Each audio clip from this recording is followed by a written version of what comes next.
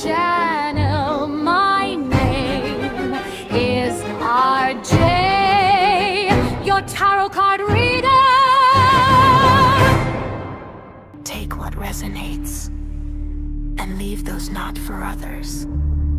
Watch on your own risk. Virgo.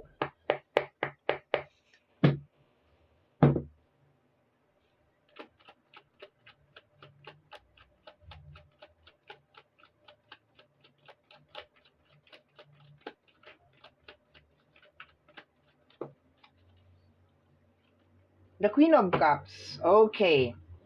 So, sa paglabas, my dear, ng ating Queen of Cups, ang nakukuha ko dyan is yung pinipilit mong intindihin yung isang energy, okay, or isang tao. Actually, ang nakukuha ko dito is, like, normally, yung Queen of Cups is talagang very patient talaga siya, talagang very loving, very caring. Pero based sa aura at saka sa energy ng card na to ngayon, ang nakukuha ko, my dear Virgo, is more on hindi mo na alam kung saan ka pa huhugot ng pangunawa. Hindi mo na alam kung paano mo pa iintindihin yung isang sitwasyon. Sinubukan mo naman, my dear. You tried your best, my dear, na intindihin tong situation na to. Pero this time, parang hindi mo na alam kung paano mo iintindihin, okay? Like, wala nang words, wala nang, hindi mo na talaga alam, okay? Maski ako hindi ko na alam kung paano ko explain, okay? Okay, so let's go tayo, my dear Virgo. Dagdagan natin para mas clear ang message. Next card is the Virgo card, the Hermit. Pakiramdam mo, my dear, na sayang lang yung iyong oras, yung iyong panahon, okay? This is energy na nare-realize mo, my dear, na sayang, useless, okay? Kung ano man yung nilabas mo na energy, okay?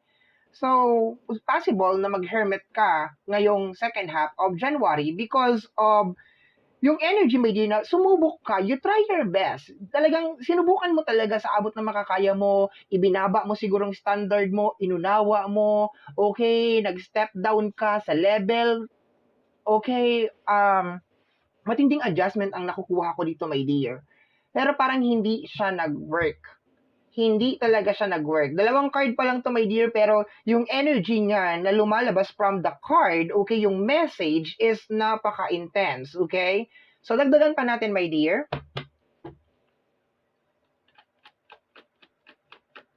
Virgo, second half of January, we have here the Nine of Swords. See? Kita mo? Sleepless night, overthink, ang gulo.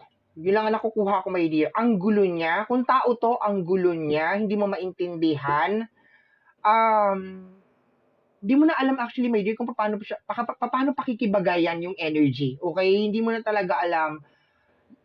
Like, paulit-ulit ko nare-receive na binigay mo lahat, ginawa mo lahat, pero ganun pa rin. Tumbling, split, backward, lahat na yata ginawa mo na. Okay? Acrobatic, okay?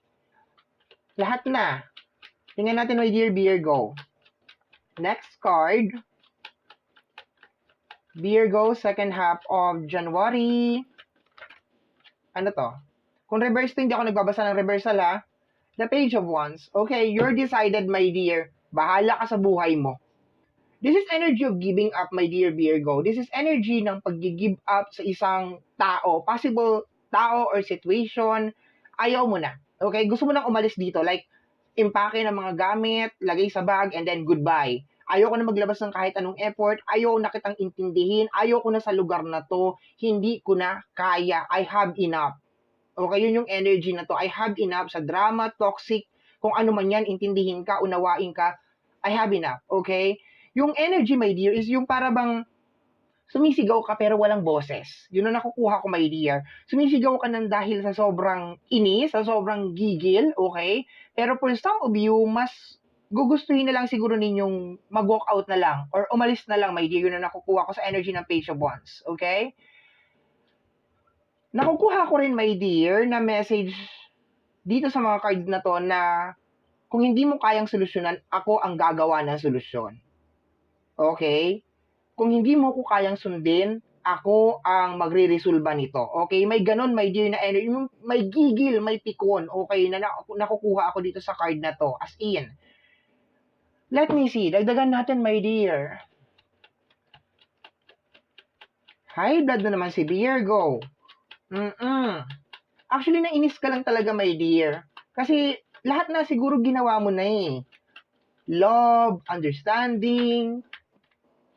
The Nine of Pentacles, mas mabuti pang mag-isa. Okay, you're good. Mas okay ka na mag-isa, okay? Siguro, hindi ka lang talaga makasarili na klase ng tao na gusto mo siguro kung ano yung mararating mo sa buhay or kung ano yung meron ka is kasama din sila. Yun ang nakukuha ko. Like, you're willing to share, my dear Virgo, kung ano yung mga bagay na meron ka. Pero, kung ganito yung nangyayari, wala eh. Mas maganda na lang, my dear, na ipunin mo na lang yung pera mo or mag-isa ka na lang sa kung ano man yung bagay na gusto mong mangyari.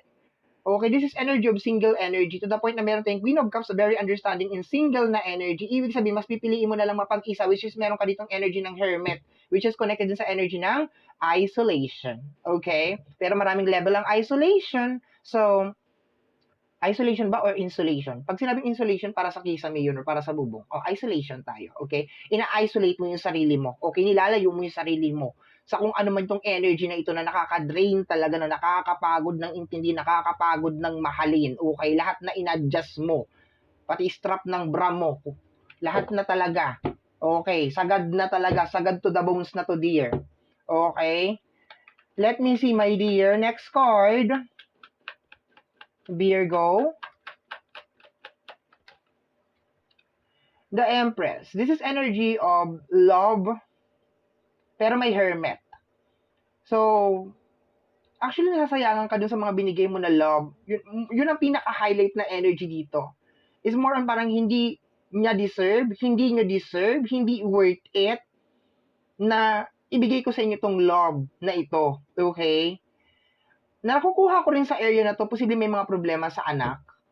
Matigas ang ulo ng anak or something like that. Okay? Yun ang nakukuha ko. Kasi si Empress is connected sa energy ng pagiging mother. Okay? There's a tendency na baka may issue sa anak. Okay? Pero, this is a general reading. So, possible na lahat ay welcome. Okay? Yung pressure na yon, yung stress, yung kinaiinis mo is, lahat is welcome. Matanda, bata, may ngipin o wala, welcome. Okay? So, pero, medyo kumakaway-kaway yung energy ng bata. Parang may problema ka sa bata or parang sa anak, okay? Or maybe your partner is younger than you, something like that, okay? So, wag na natin masyadong i-stress yan, okay? Or complicated, okay? But, yung overall na energy dito is sinasabi na parang hindi ka worth it ng love ko. Hindi ka worth it ng energy ko. Hindi ka worth it ng lahat ng ito, okay? Hindi. Kasi hindi mo na-appreciate. So, therefore, I let you go. I let you fly. Bye-bye. Ganon. Let's go, Virgo. The Six of Cups, matagal na to. Paulit-ulit lang, my dear. Iisang tao, paulit-ulit lang. Hindi natututo. Hindi nagmamatured. Matanda na. Puti na ang buhok sa lahat ng area ng katawan. Pero, matigas pa rin ang ulo. Okay, matagal na to. Paulit-ulit lang to, my dear. Paulit-ulit lang. If you have any problem, my dear, na may kinalaman sa usapin ng money, okay, posibleng part din tong tao na ito. Okay, kaya ka siguro nauubusan or kaya ka siguro nadidrain because binibigay mo sa kanya. Sinusupport mo sa kanya. Okay? Lagi ka nandiyan dyan. Para kang isang cheerleader. Willing to support. Para kang isang avid fan. Diba? Nandiyan ka lagi. Nakasuporta ka lagi sa lahat ng gusto niya. Diba? Kaso ang problema, hindi mo nakikitaan ng change at saka ng transformation itong tao na ito. Kaya nandun ka sa moment, my dear, na nare-realize mo na, teka, sayang. Bahala ka na sa buhay mo. Sa susunod na magkaroon ka ng problema, hindi na kita ililigtas. You are on your own. Bahala ka na. Okay? Pero isa na banggit ko kanina, just in case meron kang pinapagawa or meron kang Kasi nakukuha ko yung energy na, sige na nga, ako na ang gagawa. Something like that. Okay? Ako na magtitake ng action. Parang ganon. So, posible may dear na baka inuutusan mo, ayaw makinig, or meron kang hihingi na pabor. So, ako na ang gagawa. Ganon. Hindi ka naman kumikilos pag walang pera or something like that. Okay, yun ang nakukuha ko. Okay, so napikon ka na talaga, my dear. Yun ang nakuha ko dito. And once in a blue moon ka lang, my dear, magkaganito. So, I hope hindi magliparan ang mga kaldero. Okay, let me see. Ay, hindi magliliparan ang mga kaldero, my dear. Okay? Kasi sabi ko nga kanina, mas pipiliin mo na lang na manahimik. Okay? Silent treatment. Okay? And mag-move forward at maging masaya. Okay? Mag-move forward ka, my dear. Mag-i-start ka ng panibagong something and hindi nakasama kung sino man tong tao na to. Okay? Kasi masakit siya sa ulo, masakit siya sa bangs.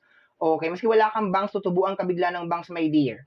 Okay? Bottom deck of the card or the hidden message is the 7 of Cups. Actually, magulo yung utak mo ngayon, my dear. Okay? Litong-lito. Ayan, oh.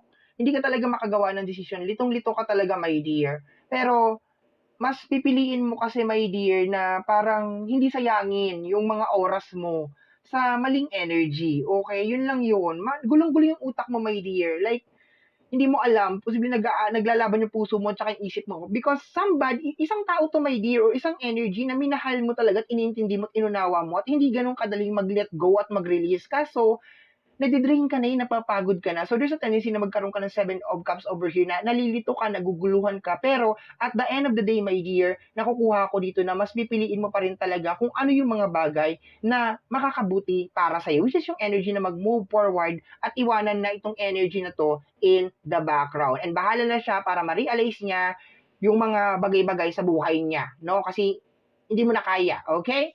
So, my dear Virgo, yan ang reading mo para sa yung second half of January 2026. Somehow, my dear, kung nagustuhan mo ang ating reading, don't forget na mag-subscribe and click mo yung notification bell or paki-follow. Maraming salamat po, my dear. And until next time, bye-bye!